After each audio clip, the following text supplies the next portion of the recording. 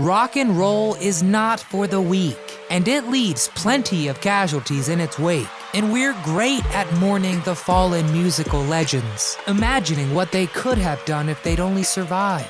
But what about those that don't depart while they're riding high? What happens to the survivors? What's happening? I'm your host, the Notorious Nick, and today we're checking out our favorite aging rock stars, who gave us everything they had on stage. So let's go see how much they have left. Have they aged gracefully, or is the music over? We're here to find out. Be sure to hit that thumbs up button for us and subscribe to What's Happening so we can notify you when we drop new content. Will these rock stars make it to the reunion tour, or will they soon be joining their fallen comrades? Let's go find out. Rod Stewart.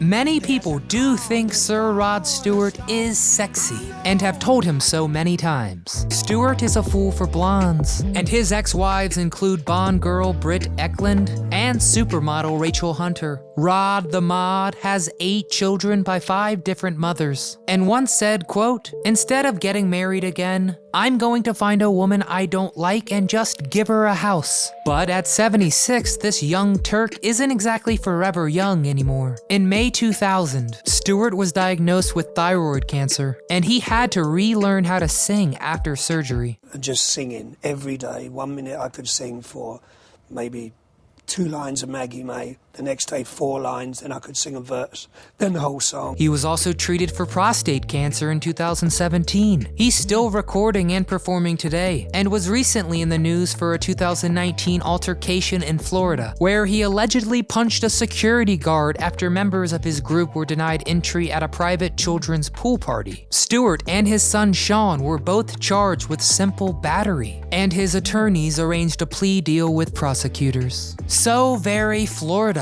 Ann Wilson. Till now, I've always got by on my own. This rock star was bullied for her weight as a child, and it didn't get much better as an adult. During Heart's 1980s resurgence, record executives constantly pressured her to lose weight, and began focusing more on her sister Nancy during music video shoots. And I got so sick of that, and so sick of the problems that it caused within the band. It's like, your looks are becoming a problem. Wilson began having panic attacks and struggled with both alcoholism and cocaine throughout her career. In 2002, she underwent gastric band surgery in an attempt to address her lifelong struggles with her weight and body image. And we're happy to report that Ann Wilson has been sober since 2009. Anthony Kiedis.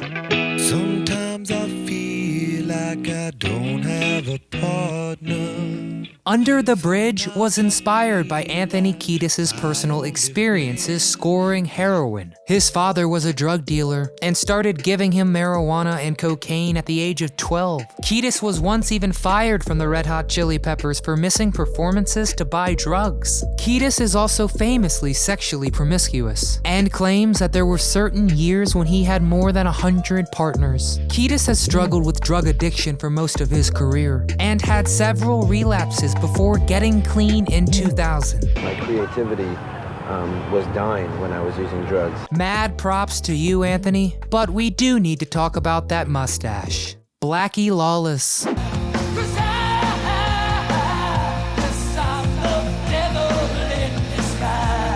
Wasp was a prime target for Second Lady-to-be Tipper Gore and her PMRC watchdogs in the 1980s. The Washington Wives wanted to besmirch album covers with parental advisory warning labels, and Wasp frontman Blacky Lawless mocked their efforts from the stage. You could always expect the unexpected at a Wasp concert, which featured songs like Wild Child and Sex Drive. You know, you can go buy those videos, but that was a definite stage in our career.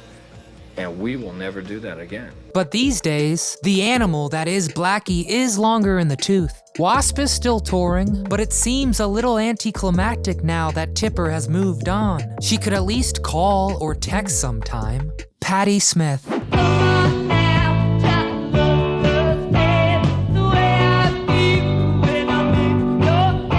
In Inducted into the Rock and Roll Hall of Fame in 2007, Patti is well known as the poet laureate of punk. Her music has inspired many artists, including Michael Stipe and Bono. Anyone can express themselves. It's a free radio. But in 2018, the godmother of punk got punked herself, as multiple people began impersonating her online on social media. Smith is still writing and performing, but her nights seem to be slowing down. During the COVID quarantine, she even acquired a taste for masterpiece theater on PBS. Please also remember that if you make a $100 contribution to our annual What Happened pledge drive, we'll send you a free Patti Smith tote bag. We couldn't offer this great programming without viewers like you.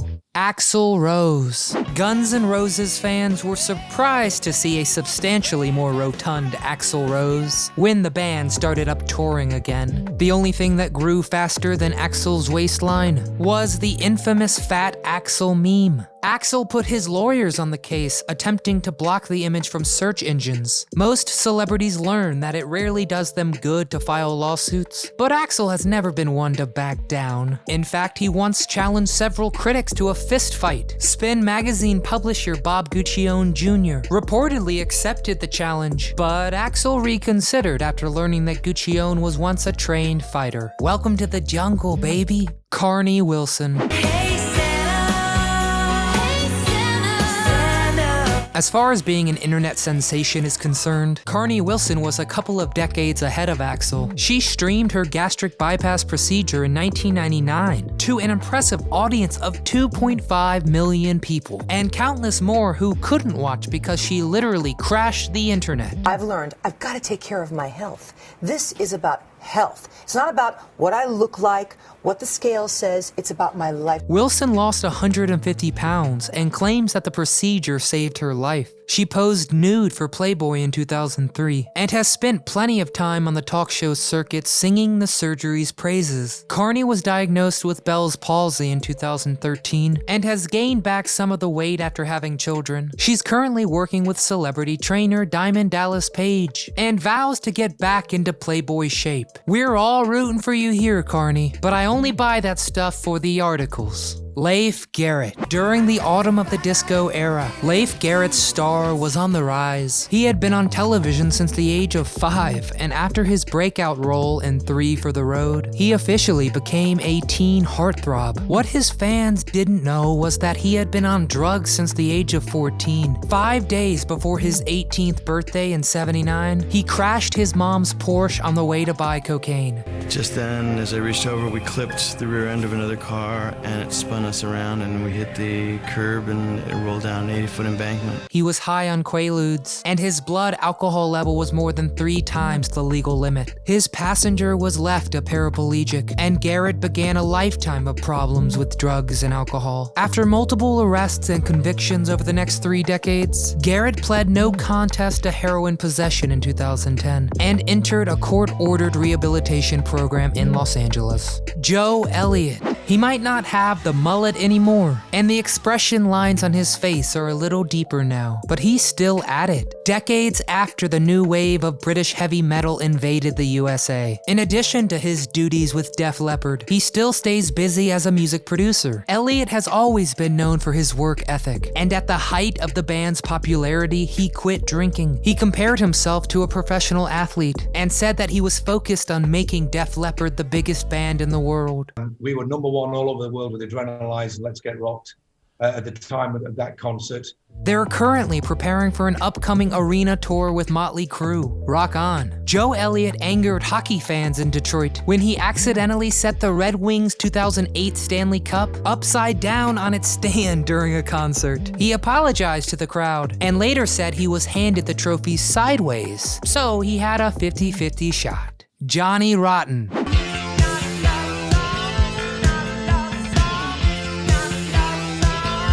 Sex Pistols frontman John Lydon got his stage name in the mid-70s after his lack of oral hygiene turned his teeth green. Johnny Rotten is a little chubbier these days, but still in headlines. Two of his former bandmates are currently suing him for the right to use the band's songs in an upcoming documentary. Lydon considers the series entitled Pistol to be disrespectful to the iconic punk band's legacy. In 2008, Lydon spent $22,000 on dental work to correct his signature chartreuse chompers. It was a mould that grew in there. And I thought it was somehow attractive and, a positive feature. But assured his fans that the procedure was done for health reasons and not for vanity. As he famously sang,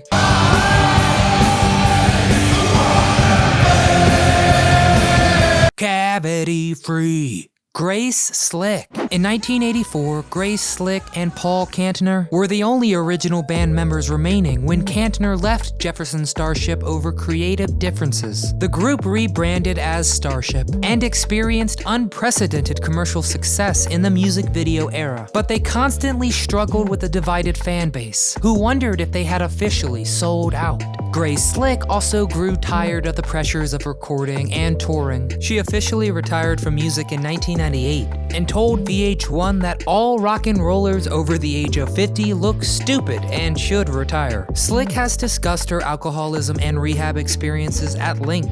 In 1978, Jefferson Starship had to cancel a concert in Germany because she was too intoxicated to perform, and it caused a riot. The following night, she was drunk on stage and openly hostile to both the German audience and her bandmates. She parted ways with the band the next day and didn't return until 1981. Grace Slick was diagnosed with diverticulitis in 2006. After receiving complications from her initial surgery, she received a tracheotomy and was placed in an induced coma for 2 months. But that same year, she managed to make an appearance to inaugurate Jefferson Airplane, the first aircraft in the new Virgin America Airlines fleet. John Bon Jovi.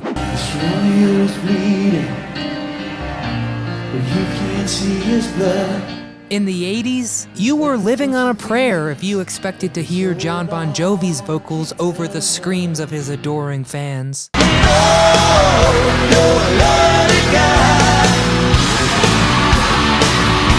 The Garden State heartthrob is now pushing 60 and has converted to a silver fox look. JBJ married his high school sweetheart in 1989, and the couple has 4 kids. He still makes occasional performing appearances and is well known for his activism. Bon Jovi never had much of a reputation as a party animal, and clean living seems to agree with him. Good for him. But if you ask us, it's all a little boring. But I guess they can't all go down in a blaze of glory. CC DeVille.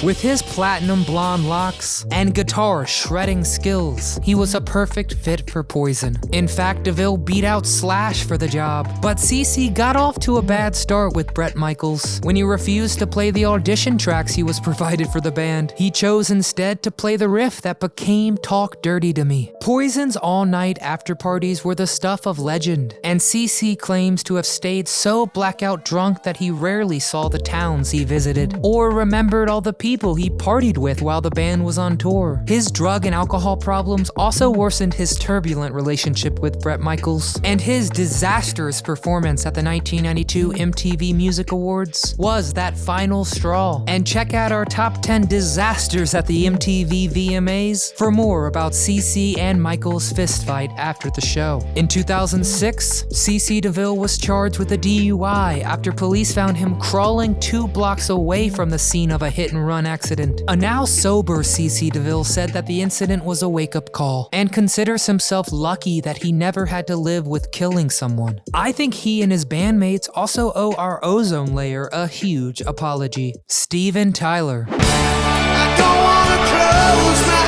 eyes. I don't wanna fall asleep 'cause I miss you, baby. The Aerosmith frontman definitely partied like the proverbial rock star, and estimates that he has spent more than $20 million on drugs in his life. His high-energy moves on stage have always been one of his trademarks, but his feet have paid the price. He was diagnosed with a condition called Morton's neuroma, and has been through a lot of orthopedic surgeries to correct the problem. Vince Neil. Hey man, teach you, don't you feel me? Up in the room, 'cause everybody knows we go. Calling anyone in Motley Crue a pretty boy in the 1980s would have definitely got your butt kicked. But Steven Tyler did that very thing when he mistook Vince Neil for a girl at an LA nightclub. Posers, dude looks like a lady. I mean, again, you're trying to make me explain it all.